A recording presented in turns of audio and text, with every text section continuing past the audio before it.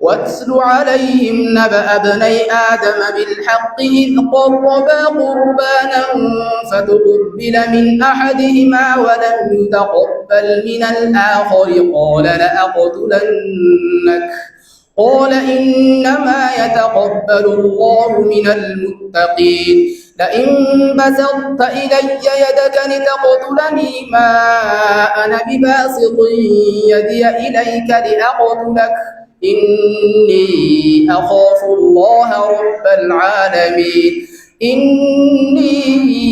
أريد أن تبوء بإثمي وإثمك فتكون من أصحاب النار وذلك جزاء الظالمين فطوعت له نفسه قتل أخيه فقتله فأصبح من الخاسرين فبعث الله غرابا يبحث في الأرض ليريه كيف يواري سوءة أخيه قال يا ويلتى أعجزت أن أكون مثل هذا الغراب فأواري سوءة أخي فأصبح من النادمين من أجل ذلك كتبنا على بني إسرائيل أنه من قتل نفسا بغير نفس أو فساد في الأرض فكأنما قتل الناس جميعا ومن أحياها فكأنما أحيا الناس جميعا ولقد جاءتهم رسلنا بالبينات ثم إن كثيرا منهم بعد ذلك في الأرض لمسرفون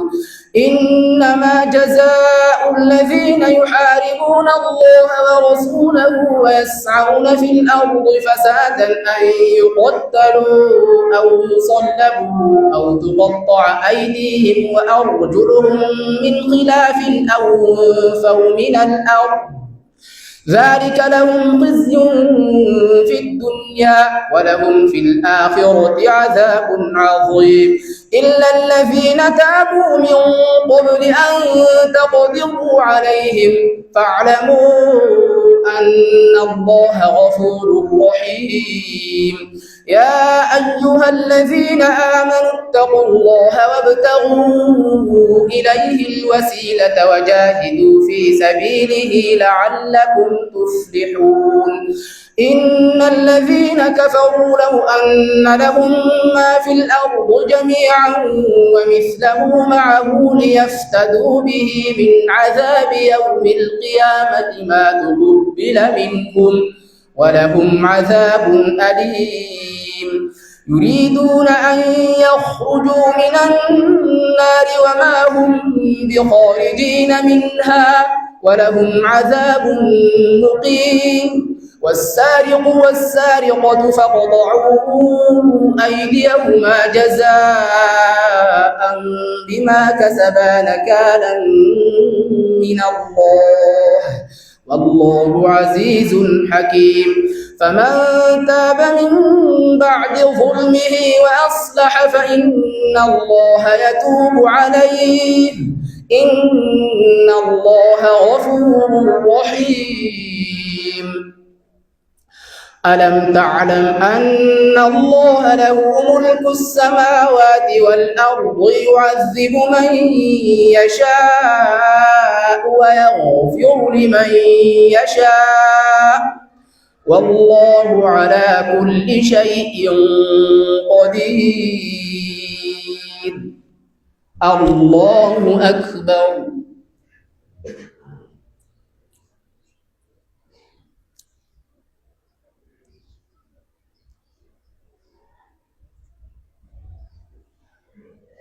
سمع الله لمن حمده الله أكبر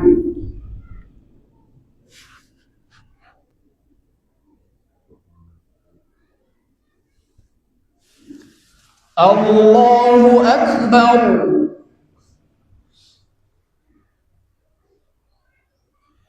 الله أكبر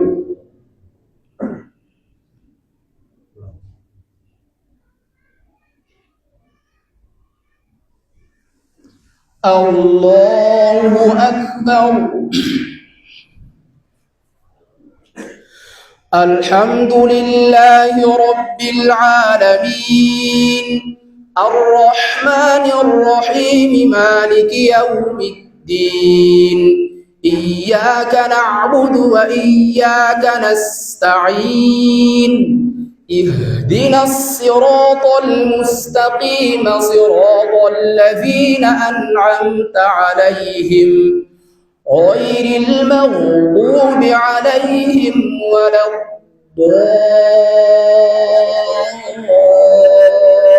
الضالين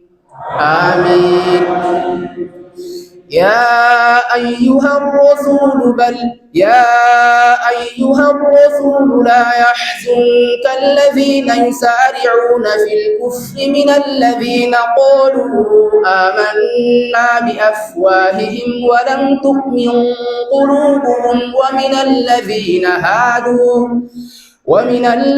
هادوا سماعون للكذب سماعون لقوم آخرين لم يأتوك يحرفون الكلم من بعد مواضعه يقولون إن أوتيتم هذا فخذوه وإن لم تؤتوه فاحذروا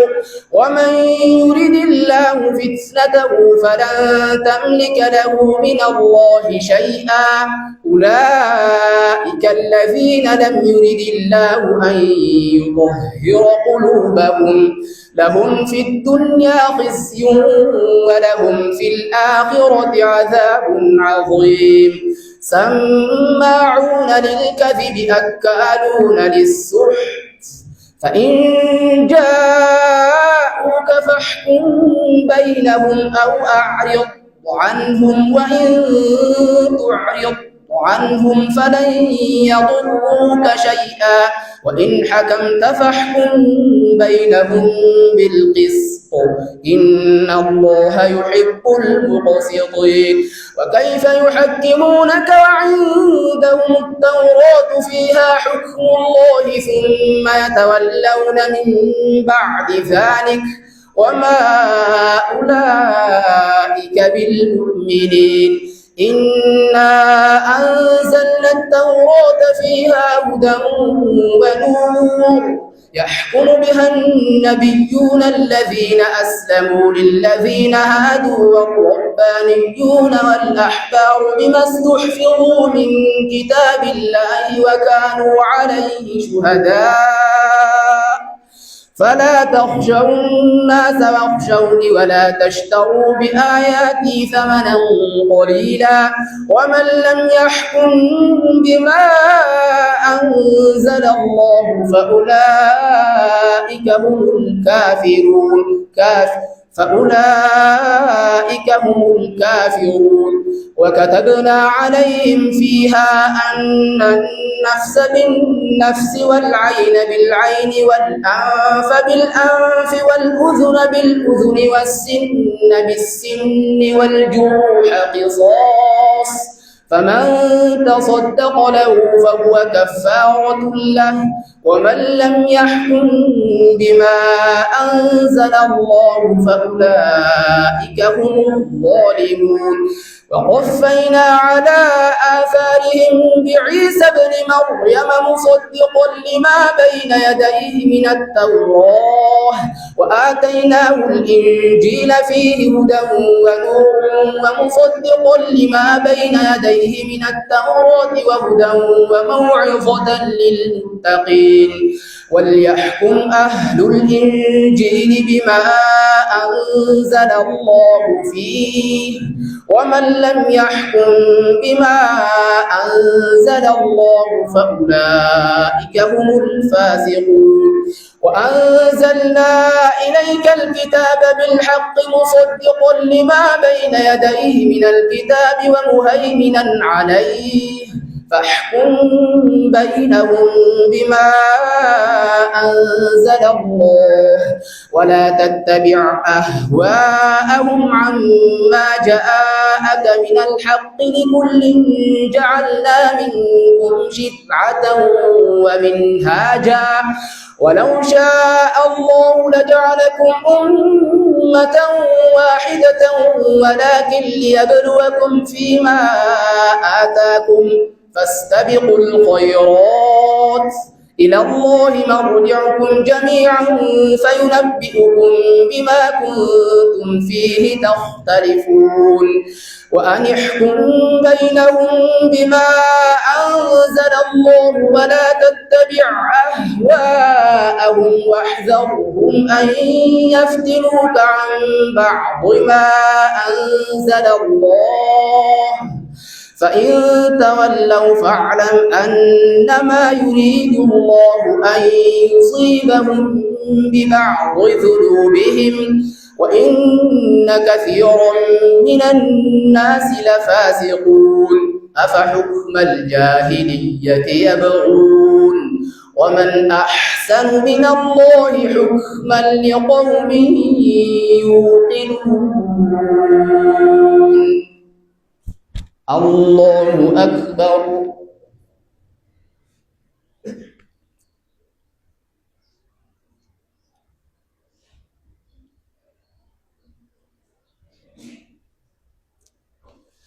سمع الله لمن حمده.